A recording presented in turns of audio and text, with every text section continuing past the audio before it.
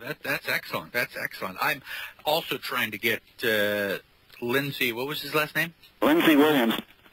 Yeah. He may not be speaking anymore. He was threatened with death. He is elderly now, and he may have decided that for the sake of himself and his family, he's not going to put himself at further risk. I'd like to hear him again. I listened to his speech last October. I was aware of him during the 1980s when he first wrote his book. He's been telling the truth for 30 years. He's never changed his story. The government's been lying to us for 90 years. So, on the media. Longer, yes. It's just amazing. We have another commercial break coming up, and I want to encourage you to call in. Our phone number is 512-646-1984. My co-host this morning is David Macko, running for Congress in the Libertarian ticket in Ohio's 14th District, a great patriot and a personal friend of mine. And we're going to go to the West Coast to talk to our friend Star in California. Good morning, Star. It's early for you. Good morning, Michael. How are you? I'm well, thank you, dear. Well, I haven't managed to listen to the show so far this morning, but I just tuned in, and so I'm not really sure what you're talking about. I heard something about, them stealing everybody's money. And as far as this case is going with me, they still haven't returned my $15,000 plus several thousand that they've incurred in expenses with me. But I went to court again on Friday, and the judge tried to hold me in contempt. He tried to shut me up, wouldn't allow me to answer questions, and I told him, of course, I didn't want to be held falsely imprisoned again, and he suspended the case.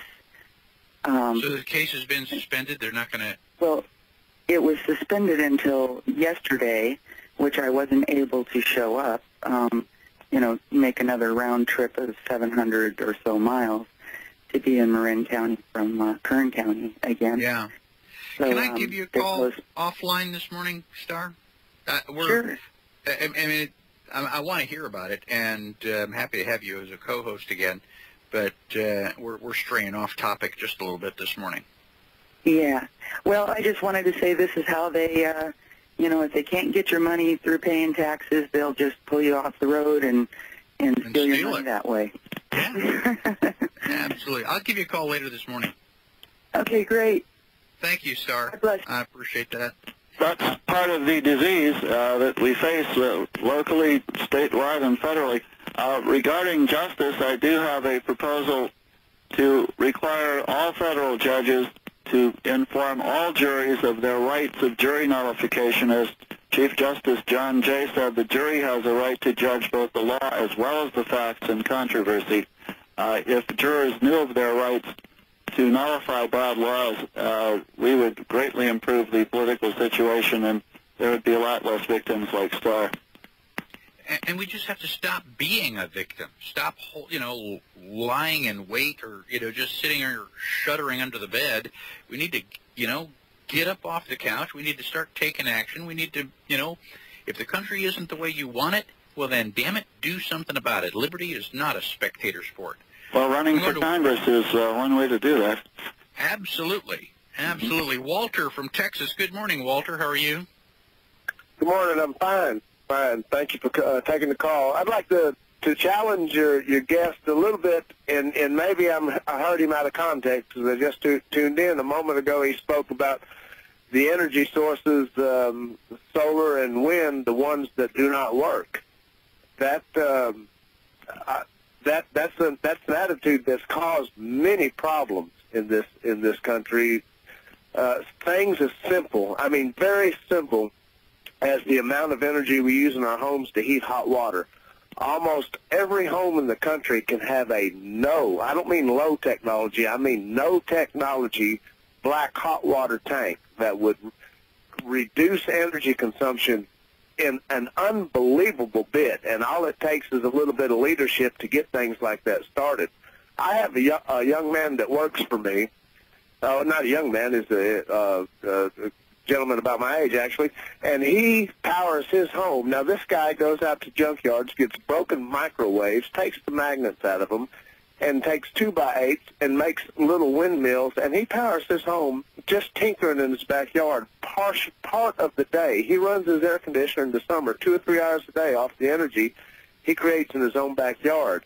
Now, this is out of trash cans and buckets, so I wouldn't want that part of the energy to be overlooked. When we depend on nuclear and the other energies that are being sold to us now, it keeps us in prison to the people who make the decisions how much we will pay and when your power will be shut off when you can't afford to pay your bill. It's a very, very bad statement. David, well, I believe all taxes on all forms of energy, all federal taxes should be repealed, so that anything you're able to produce, you do so without the burden of taxation. I said that, to my understanding, which is limited, that solar and wind power are less effective, but no, this is not an area for government to meddle in, whether at the federal or state or local levels. If I were to be elected to Congress, as I said, I would vote to repeal all taxes on all forms of energy. So whatever works, or perhaps something we don't even imagine yet, this can be developed for the American people. And I like your idea of energy independence on an individual level. We had a storm in Ohio a couple of weeks ago, and I was without electricity for 25 hours. And I understand that civilization existed for almost 6,000 years without electricity, but I don't want to go back. Walter, David is not proposing to attack any of those. He's not going to be taxing any of them. I understand that, and I'm with him. Don't get me wrong. I am with him. I'm not attacking him at all. But when you make a statement on a national program, and he said his knowledge is limited in that area, when you make a statement that these two don't work, many other people who have limited knowledge in that area will assume that, without further ado, that it's not worth pursuing. When, like I said, we can discover all the oil we want, but you and I cannot develop that oil. We can only be at the whim of the people who own the infrastructure now to get that oil to us. And we will be at the hands of the New World Order as long as we are dependent upon their energy sources. Now, we will not break free. I have no utopian visions on that. We will not break free from their energy sources. But nuclear, everybody's talking about nuclear now because our pocketbooks are hurting. We still have not solved the problem of nuclear waste. The world's being covered with depleted uranium from military uses. Some people are gonna break free. There are a lot of people who are living off the grid right now, and we've got about a minute or so before. Well, before I'd like to interject. France does provide 80% of its electric power through nuclear power, so apparently they've been able to solve that problem. Well, yes, the spent fuel is not a technical problem. It is a political problem, and I worked in nuclear power for many years. I'm strongly in favor of nuclear power, and I would suggest that 3 Mile Island proved how safe nuclear power was, not how dangerous it was. But that is a topic for another time. Well, we've only got about 30 seconds for the commercial, so rather than go to our callers, we'll keep them on hold just a little bit longer. We'll go to Tom in Texas, Rebecca in Oklahoma when we come back.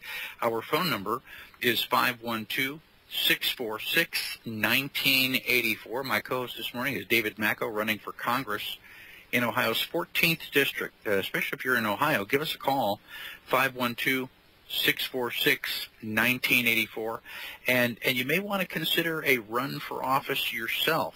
You're looking for solutions. People are asking me, Michael, what do I do?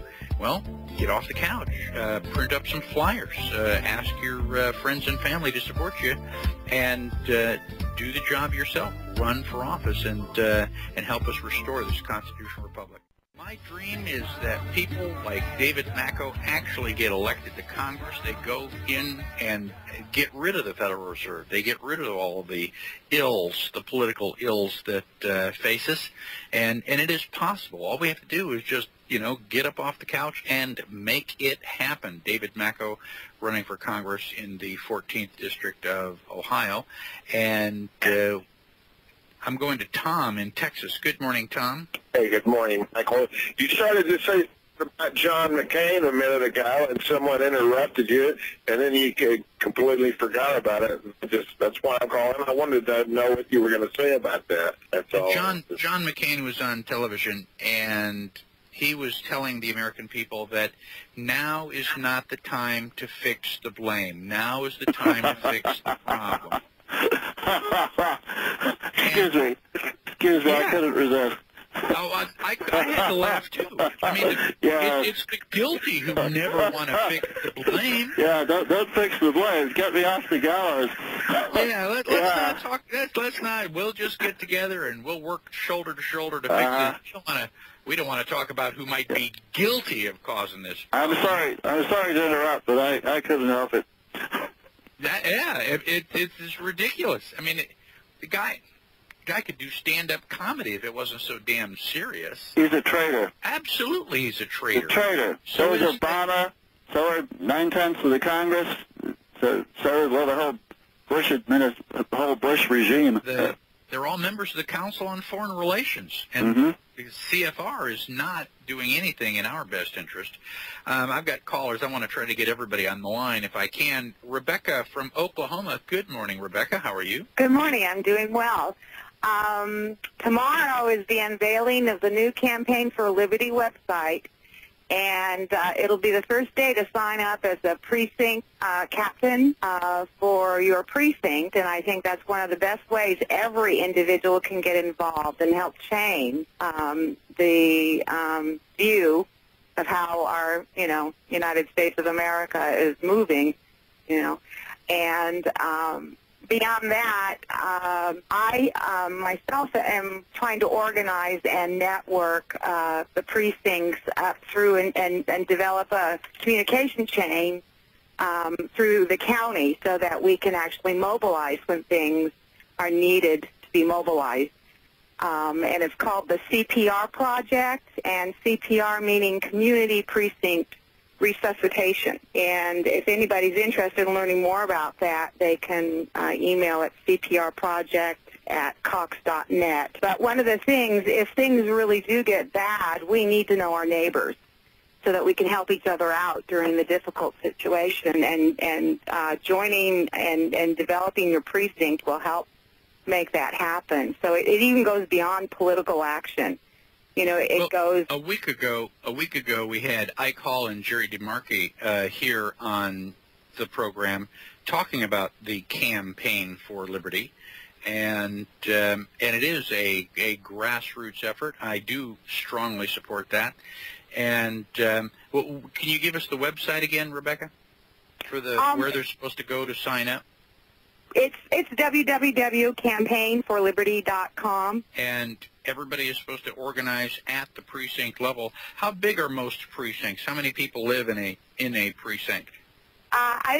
In my precinct, I don't know the population number, but my precinct is only 6 blocks north and south, and about 1.5 miles east and west. So I mean, it's a very small area. Most of them throughout the country are about 200 to 300 people. At least they are here in Ohio. So it's a small basic unit. A small enough group that you can actually get around to know most of the people in your precinct and have an effect.